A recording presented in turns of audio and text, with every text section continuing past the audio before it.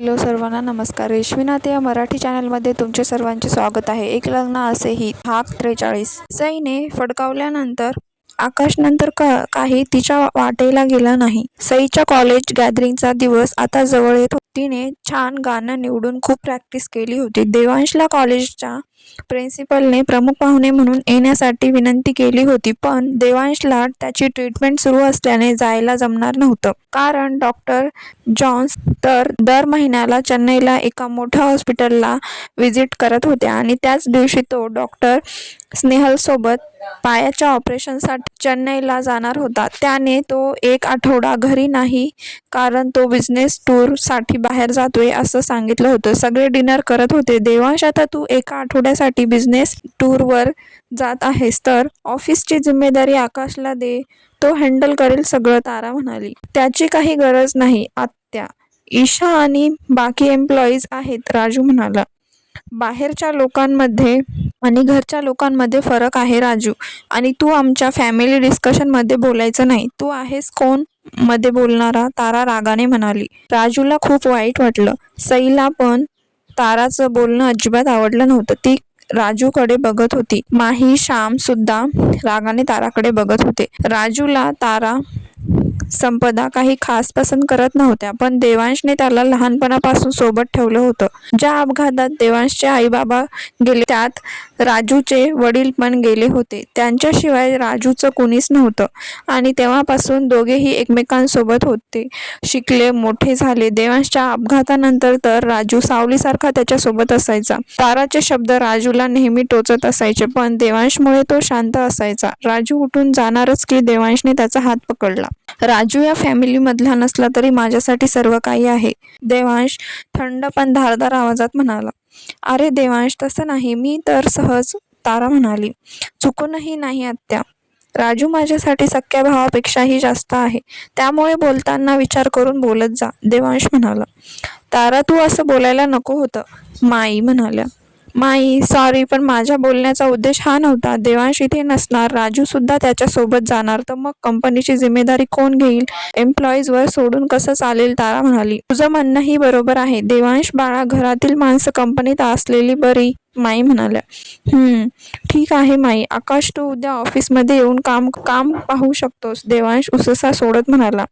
आकाश आणि तारा खुन्नशी हसले. श्याम पण जाईल ऑफिसमध्ये, सोनाली लगेच म्हणाली. अजिबात नाही, खूप बोर असतं ऑफिस, श्याम म्हणाला. काही बोर नसतं, कधी ना कधी जावं लागणारच आहे ना, सोनाली दात आवळत म्हणाली. Maugham please. श्याम चिडून निघून गेला. वहिनी, अगं त्याला इंटरेस्ट नसेल तर कशाला उगाच फोर्स करतेस, तारा हसत म्हणाली. सोनालीने रागाने ताराकडे बघितलं. सई देवांशी बॅग भरत होती. तो 10-12 दिवस नाही म्हणून तिला खूप वाईटही वाटत होतं. ती मुसमुसत त्याची बॅग भरत होती. सई बच्चा, काय झालं, देवांश तिला मांडीवर बसवत म्हणाला. मी इथे नाही, मग मी इथे काय करू, सई क्यूट फेस करून म्हणाली. तुझं परवा गॅदरिंग आहे ना, देवांश म्हणाला. पण त्यानंतर 4 दिवस सुट्ट्या आहेत, मला एकटीला करमणार नाही, सई म्हणाली. अरे बापरे, मग एक काम कर, तू ऑफिसमध्ये जात जा, तुझा वेळही जाईल आणि तुला खूप काही शिकायलाही मिळेल, देवांश म्हणाला. ऑफिसमध्ये, आणि तेही तुम्ही नसताना, सई म्हणाली. मग काय झालं, पुढे चालून तुला ऑफिस जॉईन करायचंच आहे, आत्तापासून वेळ मिळाला तसं ऑफिसात येत जा, म्हणजे तुला सगळ्यांची ओळखी होतील आणि कामही कसं करतात हेही बघता येईल, देवांश म्हणाला. नको, तुम्ही आल्यावर येत जाईन, सई घाबरून म्हणाली. अजिबात नाही, उद्यापासून मी येईपर्यंत ऑफिसची सगळी जिम्मेदारी तुझी, देवांश म्हणाला. नका ना, मला खूप भीती वाटते, माझं काही चुकलं तर, सई म्हणाली.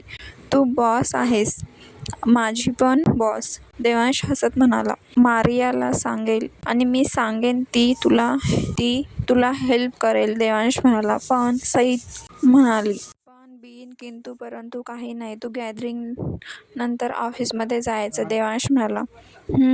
सई त्याला मिठी मारून म्हणाली.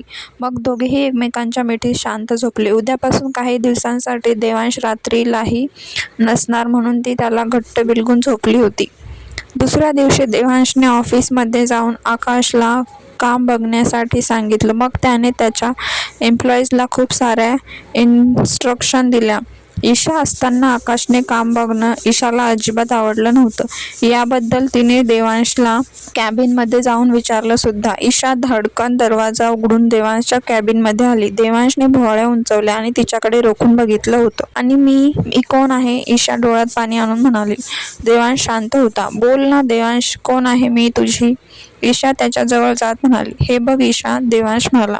I am sorry, very sorry, Isha डोळ्यात पाणी आणून म्हणाली. तू सॉरी म्हणावा असं तू काय केलं आहेस? देवांश म्हणाला. प्लीज देवांश, असा कठोर नको ना बोलूस. तुझा हा कठोरपणा इग्नोर करणं आता सहन होत नाही मला. मी तुझी ईशा जिच्यावर तू खूप प्रेम करतोस, जिच्याशिवाय तू एकही दिवस राहायचा नाहीस. मी अजूनही तीच ईशा आहे देवांश. ईशा त्याच्या मांडीवर बसून त्याच्या गालावर हात ठेवून म्हणाली. देवांशला तिचं असं त्याच्या मांडीवर बसणं अजिबात आवडलं नाही. त्याने त्याच्या गालावरून तिचे हात काढून टाकले. हे बघ ईशा, तू जरी तीच ईशा असलीस तरी मी आता तो देवांश नाही. आता सई माझ्यासाठी सर्व काही आहे, देवांश म्हणाला. खोटं बोलतोयस तू. तसं असतं तर तू तिला पत्नी म्हणून कधी स्वीकारलं असतं, ईशा म्हणाली. व्हॉट डू यू मीन? देवांश तिला मांडीवरून उठवत म्हणाला. हेच की तुमच्यात अजून नवरा बायकोचे संबंध आले नाहीत. ती फक्त तुझी जिम्मेदारी म्हणून तू तिच्यासोबत आहेस देवांश, ईशा म्हणाली. पण तुझं प्रेम तर माझ्यावर आहे, ईशा म्हणाली. व्हॉट नॉनसेन्स, देवांश चिडून म्हणाला. मला माहीत आहे तू तिला अजूनही पूर्णपणे स्वीकारलं नाहीस, कारण तुझ्या मनात अजूनही मी आहे, देवांश, ईशा म्हणाली. तुझा काहीतरी गैरसमज होतो ईशा. Let me clear. तू जेव्हा मला लग्नासाठी नकार दिलास त्याच वेळी मी तुझा विचार माझ्या डोक्यातून काढून टाकला होता. खरं तर माझ्या प्रेम ह्या संकल्पनेवरचा विश्वासच उडाला होता. आयुष्यात परत कधीच प्रेम करायचं नाही असं मनाशी पक्क ठरवलं होतं मी. पण नंतर एक सुंदर परी आली माझ्या या बेरंग आयुष्यात आणि तिने खूप सुंदर रंग भरले माझ्या जीवनात. तिच्यामुळे मी पुन्हा जगायला शिकलो, पुन्हा प्रेम करायला शिकलो. आता माझ्या हृदयात फक्त तीच परी आहे आणि तिचं नाव सई आहे. देवांश तिच्या डोळ्यात आरपार बघत म्हणाला. ते ऐकून ईशाला खूप वाईट वाटलं. तिला सईचा अजूनच राग यायला लागला होता. Now get out of my cabin. आणि यापुढे मला सर म्हणून हाक मारायची आणि कॅबिनमध्ये मी बोलावल्याशिवाय अजिबात यायचं नाही, देवांश निर्विकार चेहऱ्याने म्हणाला. ईशा तणतणत निघून गेली. देवांशने फोनमधून सईचे फोटो असलेले फोल्डर ओपन केले आणि प्रेमाने पाहत होता. हाय आकाश, ईशाला बघून म्हणाला. गेट लॉस्ट, ईशा त्याला धक्का देऊन पुढे निघून गेली. कैसा है इश्क है, अजब सा रिस्क है, आकाश गाणं म्हणत निघून गेला. त्याच दिवशी रात्री देवांश आणि राजू चेन्नईला निघून गेले. तो गेल्यावर सई खूप रडली. तिला बेडरूम एकदम खाली खाली वाटत होती. तिने अभ्यासातही तिचं मन लागत नव्हतं. आईला बोलून तिला मग थोडं बरं वाटलं. तिने मोबाईलवर टाइम बघितला आणि देवांशचा फोटो छातीशी कवटाळून झोपली. सईला सकाळी नेहमीप्रमाणे तिच्या वेळेवर जाग आली. रोज सकाळी डोळे उघडले की तिला देवांशचा शांत आणि तेजस्वी चेहरा दिसायचा. रोज त्याच्या मिठीत तिची सकाळ व्हायची. आज तो बाजूला नव्हता. हिरमुसली ती. मग त्याचा फोटो घेऊन कितीतरी वेळ त्याच्याकडे बघत होती. तितक्यात तिचा मोबाईलवर मेसेज आला. तिने बघितला तर देवांशचा गुड मॉर्निंगचा मेसेज होता. खुश झाली ती. लगेच त्याला कॉल केला पण लागला नाही. मग तिने मेसेजला रिप्लाय करून त्याला गुड मॉर्निंग विश करून त्याच्या फोटोवर ओठ टेकवले. मग लगेच उठून तिने तिचे आवरला. तयार होऊन खाली आली. अगोदर पूजा केली, नंतर सगळ्यांसाठी नाश्ता बनवला. गुड मॉर्निंग सुनबाई, माई म्हणाली. गुड मॉर्निंग माई, सई म्हणाली. तब्येत तर बरी आहे ना? चेहरा का असा सुकलाय? माई म्हणाली. भाई नाही ना म्हणून, माही तिथं येत म्हणाली. हा देवांश पण ना एकटीला सोडून गेला. तुला आला की मी सांगणारच आहे. नंतर असं बिझनेस टूरला जाताना तुलाही घेऊन जात जा, माई सईच्या चेहऱ्यावरून हात फिरवत म्हणाली. त्यावर सई खूप खुश झाली. बिझनेस टूरला गेलाय तो, एन्जॉय करायला नाही गेला, सोनाली टोमणे मारून म्हणाली. ते काही असो, दुसऱ्या वेळी सई त्याच्या सोबत जाणार, म्हणाली. सोनालीने नाक मुरडले. माई अहो, इतका नका तिचे लाड करू. अशाने डोक्यावर बसेल आणि खानदानी मुलगी आहे ती. चांगल्या घरातलं रक्त आहे तिच्यात. संस्कारी अशी कशी बिघडेल? ज्याच्या खानदानाचा पत्ता नाही लोक डोक्यावर बसतात. माई, सोनालीला खूप राग येत होता. माई, सईने माईचा हात दाबला. नाश्ता करायचा आहे ना तुम्हाला की टोमण्यांनी पोट भरणार आहे तुमचं? श्याम खाली येत म्हणाला. बसा, तयार आहे सगळं, सई म्हणाली. सगळे डायनिंग टेबलवर बसले. माई मंदिरात निघून गेली. मॉम बस ना, सई म्हणाली. भूक नाहीये मला, इतका अपमान केलास, हे काय कमी आहे? भरलं माझं पोट, सोनाली रागात म्हणाली. सईच्या डोळ्यात चटकन पाणी आलं. मॉम, बहिणीने तुझा अपमान केला नाही, माही म्हणाली. तू गप्प बस, आली मोठी शहाणपणा शिकवणारी, सोनाली म्हणाली. काय झालं? तारा आणि आकाश डायनिंग टेबलवर म्हणाले. नेहमीच सासू सुनेचा ड्रामा, श्याम सुरकता सोडत म्हणाला.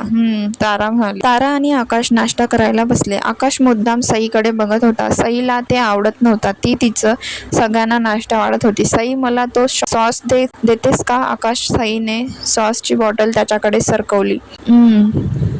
तो नाईफ. आकाश मुद्दाम तिला जवळ असणाऱ्या वस्तू हे दे ते दे असं मागत होता आणि त्या बहाण्याने तिला टच करायचा प्रयत्न करत होता. ती वैतागली आणि नाश्ता सोडून उठली. आकाश भाऊजी, तुमच्या खाण्याच्या खूपच कटकटी आहेत बाबा.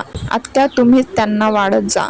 मला इतके नखरे झेपणार नाहीत. माझ्याकडे अजून बरीच कामे आहेत, वेळ नाही, सई म्हणाली. तारा तर आश्चर्याने तिच्याकडे बघत होती. श्याम, सई म्हणाली. हा वहिनी, श्याम म्हणाला. मला कॉलेजला ड्रॉप करशील? सई म्हणाली. हो वहिनी, श्याम म्हणाला. थँक्स, मी आलेच बॅग घेऊन, असं म्हणत सई तिच्या रूममध्ये निघून गेली. तू काय तिचा नौकर आहेस? सोनाली म्हणाली. त्यात काय झालं? श्याम म्हणाला. तू अजिबात तिला सोडायला जाणार नाहीस, सोनाली म्हणाली. मॉम प्लीज, मी काय करावं, काय करू नये, माझं मला समजतं. अँड बाय द वे, भाई मला सांगून गेलाय तिला ड्रॉप करायचं आणि घेऊन यायचं, श्याम म्हणाला. घ्या, म्हणजे देवांशने याला ड्रायव्हर करून टाकलं. तारा हसली. आकाश पण हसला. सोनालीला खूप राग येत होता. आत्या, भाई नाही म्हणून हे काम करतोय समजलं, आणि मी माझ्या फॅमिलीसाठी ड्रायव्हर बनायलाही तयार आहे. श्याम इतकं म्हणून निघून गेला. माही पण त्यांना एक लुक देत निघून गेली. आकाश, जा बाळा, तुला ऑफिसला जायला उशीर होतोय, तारा मुद्दाम सोनालीला चिडवत म्हणाली. येस मॉम, आकाश म्हणाला. वहिनी, मी तुला संध्याकाळी घ्यायला पण येईल हा, निघताना मला एक फोन कर. अरे नको, उगाच तुला त्रास कशाला, मी येईन ऑटोने, सई म्हणाली. अजिबात नाही, मी येईन, श्याम म्हणाला. ठीक आहे, सई म्हणाली. बाय, श्याम म्हणाला. बाय. सई गेटच्या आत निघून गेले. श्यामने गाडी स्टार्ट केली आणि निघालाच होता की त्याच्या समोर एक मुलीने स्कूटी आणून उभी केली. ओ मिस, गाडी चालवताय की हेलिकॉप्टर? माझ्या गाडीची आता हेडलाईट फोडली असती तुम्ही, श्याम म्हणाला. त्या मुलीने तोंडावरचे स्कार्फ काढला आणि त्याला रोखून बघत होती. तिला बघून श्यामने भीतीने एक आवंडा गिळला. शीतल, श्याम हळूच म्हणाला. मग शीतलने त्याला एक लुक दिला आणि स्कूटी घेऊन माघारी फिरली. आई शपथ, आज नक्कीच ब्रेकअप करणार ही, असं म्हणत श्यामने गाडी तिच्या स्कूटीच्या मागे घेतली. शीतल त्यांच्या नेहमीच्या कॅफेत जाऊन बसली होती. श्याम पळत तिच्या मागे आला होता. आय एम सॉरी, श्याम म्हणाला. शीतल त्याच्याकडे रागाने बघत होती. शोधते दुसरा बॉयफ्रेंड? नाही, आता बॉयफ्रेंड नाही शोधणार, आता डायरेक्ट नवरा शोधते, शीतल रागाने म्हणाली. ए माझी आई, असं नको ना म्हणू, श्याम घाबरून म्हणाला. का नको? तुला जर माझी किंमत नसेल, माझी काळजी नसेल, तर का मी तुझ्या मागे माझा वेळ वाया घालू? एक गोष्ट लक्षात ठेव श्याम, तू माझ्या मागे लागला होतास, मी नाही, शीतल म्हणाली. हो माहीत आहे मला, पहिल्या क्षणी आवडली म्हणून तर तुला पटवलं, नाही तर हा श्याम सरपोजदार कुणालाही असाच पटणार नाही, श्याम त्याची कॉलरवर पकडून म्हणाला. शीतलने नाक मुरडलं. बरं जाऊ दे, चल आपण बाहेर जाऊ, श्याम म्हणाला. कॉलेज आहे माझं. शीतल तिची बॅग घेऊन उठून उभी राहिली.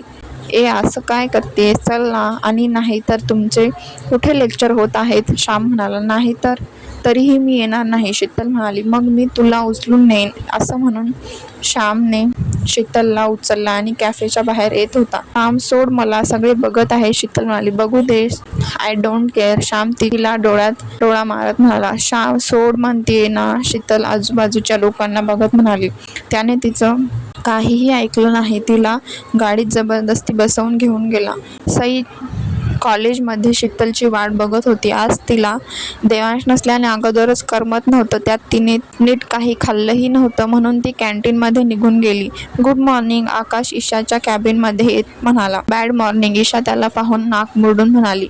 पण तुझा हा सुंदर चेहरा पाहून माझी मॉर्निंग तर एकदम गुड झालीये, आकाश म्हणाला. कामाचं बोल, कारण तुझी ही फालतू बडबड ऐकण्यात मला अजिबात इंटरेस्ट नाही, ईशा म्हणाली. उर्फ, तू असं रागात बोलतीयस ना, खरं सांगू तेही खूप गोड वाटतं, आकाश म्हणाला. ईशाने याचं काही होऊ शकत नाही या आविर्भावात बघितलं आणि आपापल्या कामाला लागली. माझ्याकडे एक न्यूज आहे, कदाचित तुझ्या काही कामाचे असेल. आकाश तिचं लक्ष वेधून घेत म्हणाला. ईशाने निर्विकार चेहरा करून त्याच्याकडे बघितलं. कोण ती? ईशा म्हणाली. देवांश चेन्नईला गेलाय. आकाश म्हणाला. व्हॉट? तो तर आउट ऑफ इंडिया गेलाय ना? ईशा म्हणाली. वर माझा मित्र आहे, त्याला माहिती काढायला लावलं होतं ते म्हणाला. माझ्या मते तू तिथे जायला हवं. आकाश ईशाला म्हणाला. कशासाठी? ईशा म्हणाली. Come on Isha. देवांश तिथे एकटाच गेलाय. सई नाही त्याच्यासोबत. तुला तितकाच वेळ भेटेल त्याचं प्रेम पुन्हा जिंकायला. आकाश म्हणाला. त्याचं माझ्यावर आता प्रेम नाही. ईशा म्हणाली. तो म्हणाला आणि तू मान्य केलंस? ओ कम ऑन ईशा. 4 वर्षाचं प्रेम तुमचं असंच विसरलीस? आकाश म्हणाला.